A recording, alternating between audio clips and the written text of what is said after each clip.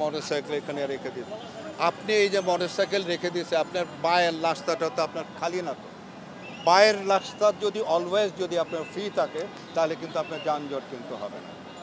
পাশাপাশি কিন্তু আপনার গিয়ে দেখবেন যে এই 5ই অক্টোবরের পরে কিছু দাবি দাওয়া যেগুলো নিয়ে রাস্তায় নেমেছে, প্রত্যেককেই কিন্তু এই আপনার গিয়ে এই মোড় চাইছে, এইখানে যেন তারা থাকতে পারে, তাদেরকে যেন পার্কিংয়ের ব্যবস্থা করতে পারে। এইগুলো যদি পার্কিংয়ের জন্য দিয়ে দেয়, তাহলে তো যানজট হবে আপনার।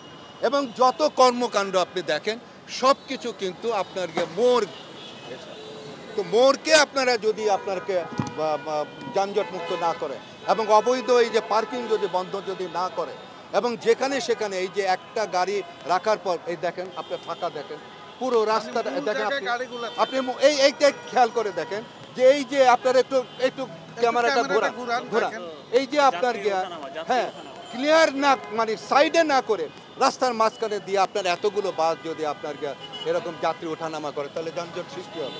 মূল জায়গাটা যেটা হলো গিয়া যে ট্রাফিকের যে নিয়মগুলো আছে, সেই নিয়মগুলো আপনি যদি না মানান, আপনি যদি না মানানোর চেষ্টা করেন, তাহলে আপনি যানজট কোনোভাবে যত প্রসেসে আসেন আপনি এটাকে আপনি করতে পারবেন। তারিখের পরে দিয়ে দেখবেন যে ছাত্ররা রাস্তায় ছিল, আমাদেরও রাস্তায় ছিলাম, আপনার স্কাউটরা রাস্তায় ছিল, তারপরে রেড ক্রিসেন্ট রাস্তায় ছিল, এরকম মানে সকলে মিলে কিন্তু যানজট নিরসনের জন্য চেষ্টা করে।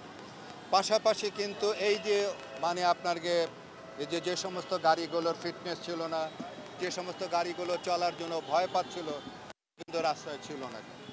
তো যে কারণে গাড়িও কম ছিল এবং যে সমস্ত চালকদের আপনার লাইসেন্স ছিল না, তারাও কিন্তু গাড়ি চালানোর জন্য সাহস করে না। কিন্তু এরা কিন্তু আবার ওই আগের জায়গায় চলে আসে। যেদিন থেকে ঘোষণা দেওয়া হলো ছাত্ররা তোমরা স্কুলে চলে যাও, ছাত্ররা চলে গেল এবং ট্রাফিক পুলিশ যে কয়জন আছে তারা রাস্তায় নেমে আসলো। তো ওরা গাড়ির চালক মালিকেরা দেখলো যে আমাদের পুরনো বন্ধুরা তো চলে আসে। তো পুরনো বন্ধুদের কাছে তো আমাদের জানাই আছে কার আমার আছে, বা সে একই অবস্থা কিন্তু আবার কিন্তু আমরাও কিন্তু একটু কষ্টও পেয়েছি। আপনারা দেখবেন যে তখন কিন্তু স্বরাষ্ট্র মন্ত্রণালয় এবং আরও কয়েকটা মন্ত্রণালয় মিলে সাখাওয়াত হোসেন সাহেব কিন্তু দায়িত্ব ছিল। এই যে সারা দেশে আমরা কিন্তু ঢাকা বেস না, কিন্তু আমাদের সারা দেশে 120টা, আজকে যদি আপনি ফেসবুকে ঢোকেন আজকেও দেখবেন যে 8-10টা জায়গায় কিন্তু তারা কিন্তু কাজ করছে দেশের বিভিন্ন জায়গায়। এরকম প্রতিদিনই কিন্তু, শুধু যে আজকে তা না, প্রতিদিনই এরকম কাজ করে। কিন্তু আপনি সাখাওয়াত সাহেবকে দেখেছেন যে ওনার খুব কষ্ট হয়েছে নিরাপদ সড়কের নামটা বলতে। উনি কিন্তু বলেছেন ছাত্ররা মানে ট্রাফিকের কাজ করছে, স্কাউটরা ট্রাফিকের কাজ করেছে, তারপরে আপনার ওই রেড ক্রিসেন্ট কাজ করেছে। কেন ভাই, আপনি ইলিয়াস কাঞ্চন নিজেও তো রাস্তায় নেমে কাজ করে, তা আপনার চোখে পড়লো না? ইলিয়াস কাঞ্চনের এটা তো মিডিয়াতেও আসলো, তা আপনি বললেন না কেন? তো যে কারণের জন্য ছাত্রদের সঙ্গে আমরা উঠে চলে যাই। কিন্তু আসলে দায়িত্ব থেকে আমরা পিছপা হতে পারি।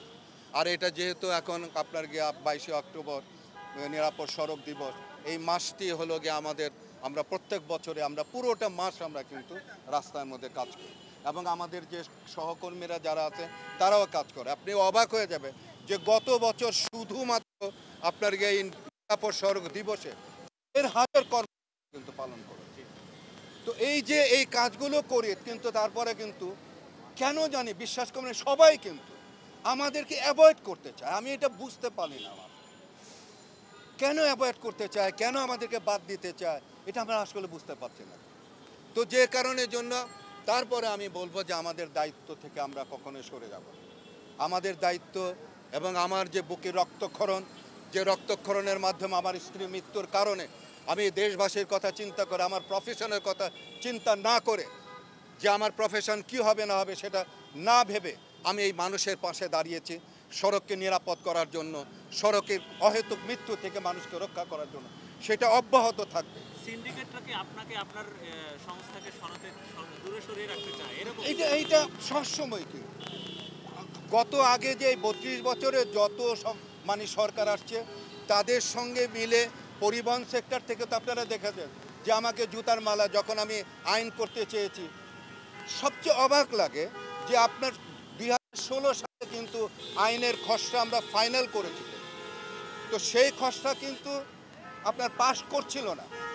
2018 সালে যখন ছাত্ররা রাস্তায় নামলো, ছাত্ররা কি এমনি এমনি রাস্তায় নেমে গেছিল?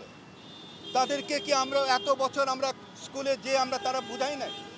তো যাই হোক, সে 18 আন্দোলনের ফলে আমার যে আইন তৈরি করা ছিল সেইটাকে বাস্তবায়ন করলো, কিন্তু বাস্তবায়ন করার পর কাউকে তো ছবির মধ্যে জুতার মালা দেয় নাই, ঝাড়ু দিয়ে পিটায় নাই, আমাকে পিটাইছে। আবার এইটা আইনটা যখন পাশ হলো সেদিনও তাই করেছে, কিন্তু আমাকে কিন্তু বলে না যে এই আইনটা যে ইলিয়াস কাঞ্চন করেছে এটা বলে না, বলে যে এরকমভাবে 18 ওই আন্দোলনের পরে এটা ফসলে। তো এরকমভাবে মানে প্রত্যেকটা জায়গা আপনার অবাক হয়ে যাবে। তারপরে আপনার যে 19-এর সময় যখন আইনটাকে পাশ করলো, তখনও কিন্তু আমার বিরুদ্ধে এবং আপনার পরিবহন সেক্টরে আপনার হরতাল ডাকলো এবং আমাকে আবার কিন্তু কুশপুত্তলিকা দাহ করলো, আমার ছবি পড়ালো এই আইন পাশ করানোর জন্য। তো তারপরে আপনি দেখেন এইটাও কিন্তু কেউ বলে না, কেউ বলে না কেউ। তো আমাকে আপনারা দেখেন আমাকে সাইড করার সবসময় কিন্তু একটা চেষ্টা করবে। তো আমার কাছে কথা হলো যে একটা মানুষকে স্বীকৃতি দিলে, একটা মানুষের কাজের মানে আপনার যদি স্বীকৃতি দেওয়া হয়, তাহলে মানুষ আর উদ্বুদ্ধ হয়।